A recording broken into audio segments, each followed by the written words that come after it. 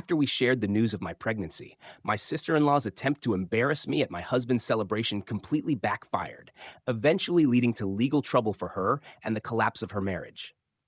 For the past 7 years, I, 29F, have been married to Harry. Our relationship has been strong, except for the ongoing issues caused by his sister, Kayla. She has consistently brought negativity into our lives. When I first met her, I genuinely liked her. However, over time, my opinion changed. I came to see her as manipulative, toxic, and persistently critical. Understanding her personality, I made a consistent effort to remain on good terms with her. Years ago, when Harry was 17, he dated Kayla's best friend. They later separated because he felt pressured into the relationship due to Kayla's influence. When he turned 23 and was single again, Kayla suggested he date another friend of hers. He refused. She complained to their parents, saying she wanted him to marry someone she approved of. Fortunately, they did not support her interference. When Harry and I began dating and building our relationship, his parents were welcoming and supportive. Kayla, however, remained distant and cold toward me. She frequently mentioned Harry's former partners in my presence, commenting on how well they were doing and suggesting he reconnect with them. This happened repeatedly. Harry also found it inappropriate and asked her to stop. Instead, she accused me of being insecure and claimed Harry deserved someone better. On several occasions, she intentionally invited one of Harry's exes to family dinners, saying she had run into them earlier and felt obligated to invite them. Although she does not follow me on social media, she regularly views my public Instagram stories. If a man commented on one of my photos, she would complain to Harry that I was posting inappropriate content. Harry and I often dismissed these accusations as unreasonable. When Harry and I decided to move in together, Kayla tried to convince him to end the relationship.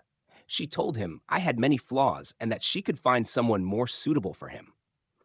I had always treated her politely, so this deeply hurt me.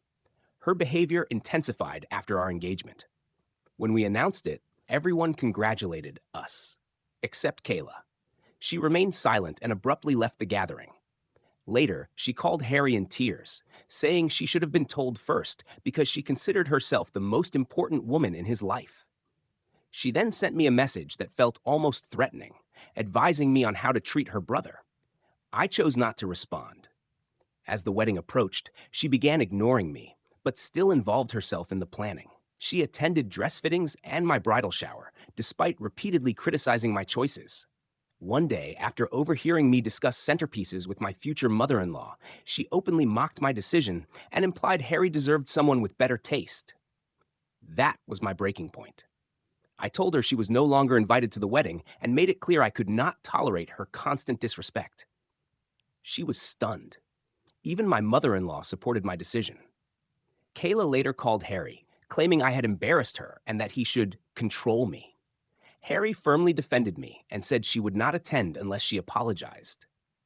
She eventually sent a message expressing regret, which I read but did not respond to immediately, as I was overwhelmed with wedding preparations. In the end, I allowed her to attend to prevent further criticism. Guests respected the pink and pastel dress code, but Kayla arrived in a black floor-length gown with a veil, resembling funeral attire. She told guests she was grieving the loss of her brother. At the reception, she claimed she had the right to wear what she wanted and suggested I was controlling. After continued disruption, her parents asked her to leave. It was humiliating. Since then, I have kept my distance. When I gave birth to our son, Nate, I made it clear she would not be closely involved. She objected, but my in-laws supported my boundaries.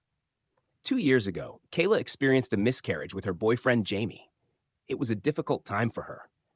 Out of compassion, Harry and I allowed her more access to Nate and welcomed her into our home. She was surprisingly kind to our son. For a while, it seemed she had changed. Eventually, however, she returned to her usual behavior, complaining about her life, blaming others, and refusing to acknowledge responsibility in conflicts. She often portrayed herself as a victim. This year, she announced her wedding and invited the family, except me. When Harry questioned her, she explained that she feared I would disrupt her wedding. When I called her directly, she admitted she had deliberately worn black to my wedding and worried I might retaliate. That was her reasoning for excluding me. Harry was outraged. After discussing the matter with his parents, he informed Kayla they would not attend or financially support the wedding. She blamed me for the consequences. Even her fiance told her she had admitted fault herself. Kayla later argued I should move on since our wedding had happened years ago. Eventually, she apologized again, especially after realizing her parents would not contribute financially. Although I was hesitant, she can be persuasive. Wanting peace, I accepted her apology. Her wedding to Jamie went smoothly, and the family attended without issue. Less than 6 months later, she appeared at our home, distressed about her failing marriage. Harry and I allowed her to stay temporarily. She spent hours criticizing her husband. They were struggling to conceive, and she blamed him entirely. When I tried to discuss the situation calmly, she insisted none of the responsibility was hers. She also became overly focused on our lives, sometimes creating unnecessary tension. For example, every morning before work, I go to the gym. When I'm running late, I sometimes bring my work clothes with me so I can complete my workout, shower, and then change into business attire. My sister-in-law had been observing this routine for quite some time and often questioned it. She would ask why I needed to bathe there or why going to the gym was necessary at all. I never thought much of her curiosity. I simply explained that I prefer maintaining my weight and that I dislike arriving at the office feeling sweaty. She would nod in response, though her expression often suggested something else on her mind. One afternoon at lunch, my mother-in-law shared a story about a friend who was divorcing. According to her, the friend had left her husband and claimed half of his assets after discovering his infidelity. In the middle of that discussion, my sister-in-law abruptly asked my husband whether we had signed a prenuptial agreement before marriage. The question caught us off guard. We paused, stopped eating, and looked at her. She directed her attention only to my husband, as though I were not present.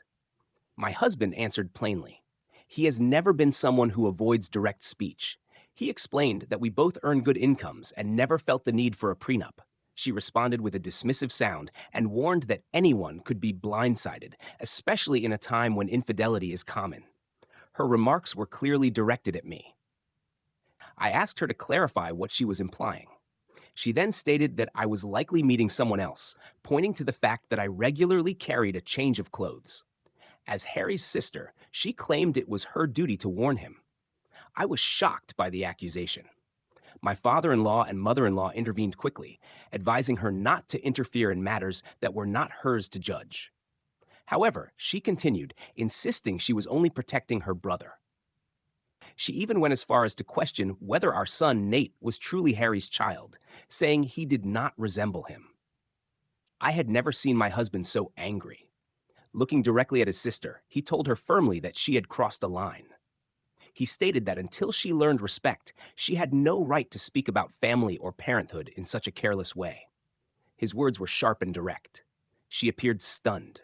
My in-laws remained silent as he continued, pointing out that she was projecting her own insecurities and should focus on her own marriage rather than accusing others. Reduced to tears, she looked to her husband, Jamie, for support, but he remained quiet. Eventually, she left the table. My husband was visibly upset. I held his hand while my mother-in-law tried to calm him. She apologized for her daughter's behavior, acknowledging how hurtful the comments about our son had been. I felt relieved that my husband defended me so openly. After that day, we limited contact with her. My in-laws agreed she had gone too far. Nearly a year passed without communication, and life returned to normal. 2 months ago, I discovered I was pregnant. The news was unexpected, but deeply welcomed. We decided to share it on Harry's birthday, believing it would be the right moment. His parents organized a celebration in their garden, inviting close friends and relatives. Despite the strained relationship, my sister-in-law appeared after hearing about the gathering. She approached Harry and apologized for their last conversation. At his request, she also apologized to me for questioning my character. She mentioned she had been attending therapy and had come to understand that her behavior had been inappropriate. Although I still disagreed with her past actions, I accepted her apology politely for the sake of the occasion. My in-laws assured us they were unaware she would attend and offered to ask her to leave if we felt uncomfortable. Harry preferred not to create a scene, so we allowed her to stay. Throughout the celebration, she appeared unusually cheerful and sociable. Harry gave a heartfelt speech, saying he felt fortunate to spend another year with someone like me. His words reminded me of when we first began dating. Afterward, we shared our announcement. We were expecting a baby. There was a brief pause before everyone responded with excitement. My mother embraced me in tears, and my father-in-law congratulated us warmly. Guests eagerly asked about potential names. My sister-in-law, however, reacted differently. She seemed unsettled and turned away quietly. I hoped she was simply processing the news. Soon after, she approached me with a plate of food, smiling. She said she wanted to personally serve me dinner, to show her support and to make amends for past behavior. I thanked her. As I prepared to eat, I noticed shrimp on the plate. I am severely allergic to shrimp. It surprised me that she would offer me something containing an ingredient she knew I could not consume. Disappointed, I decided to get another plate.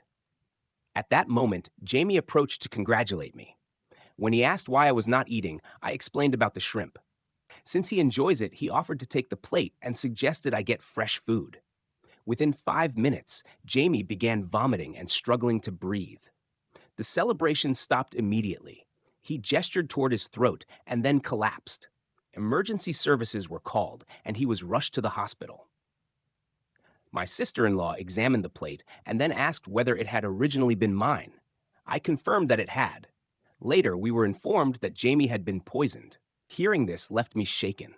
The plate had first been given to me. If I had eaten it, both my unborn child and I could have been at risk. The police collected evidence from the scene to determine what substance caused his reaction.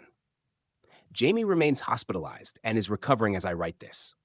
Since the incident, relatives have been calling to ask what happened and who might be responsible. My in-laws are deeply distressed and have been staying at our house because they are afraid to return home. The sudden turn of events has left everyone unsettled. The fact that the plate was initially handed to me and that it was served directly by my sister-in-law raises serious concerns. As investigations continue, I cannot help but fear what conclusions may follow and how this situation will unfold. When I realized what happened with the poisoned dish, I knew I had to tell the police the truth. More importantly, I became deeply concerned about what my sister-in-law could do next. I feel awful about the situation and unsafe around her. I can't risk being near her, nor can I bring my children close to her, given her obvious lack of restraint. I also feel guilty about letting Jamie take my plate, not knowing it had been tampered with. Update 1. Wow. Thank you all for the thousands of comments in just a few hours. I never imagined receiving such a response. When I first typed this, my hands were shaking, and I couldn't sleep. Reading everyone's advice, I feel some accountability for letting Jamie take the plate. I should have thrown it away. I keep worrying about his future and what might have happened.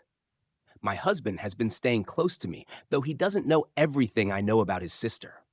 He assumes I'm just worried, but there's more to it. Many comments suggested I calmly explain the situation to everyone, which I plan to do. Fortunately, my in-laws have security cameras all around their property, including the backyard where the birthday celebration took place. I'm confident the footage will confirm that Kayla handed me the plate. Update 2. I sat down with Harry, my in-laws, and shared everything during dinner. I took a deep breath and explained the events of the birthday party, how Kayla gave me a plate of prawns, and how Jamie unknowingly ate it, causing him to become ill. Mill and Phil looked concerned, and Harry's expression changed from confusion to anger as I continued, explaining my concerns about Kayla's intentions and past attempts to harm me. My mother-in-law advised checking the security footage immediately. Reviewing it confirmed the truth. Kayla handed me the contaminated plate, and the events that followed caused Jamie's illness. The evidence left no room for doubt. Seeing the extent of her actions, Harry struggled to contain his anger. Mill and Phil were horrified. We discussed the seriousness of the situation and decided to forward the evidence to the police.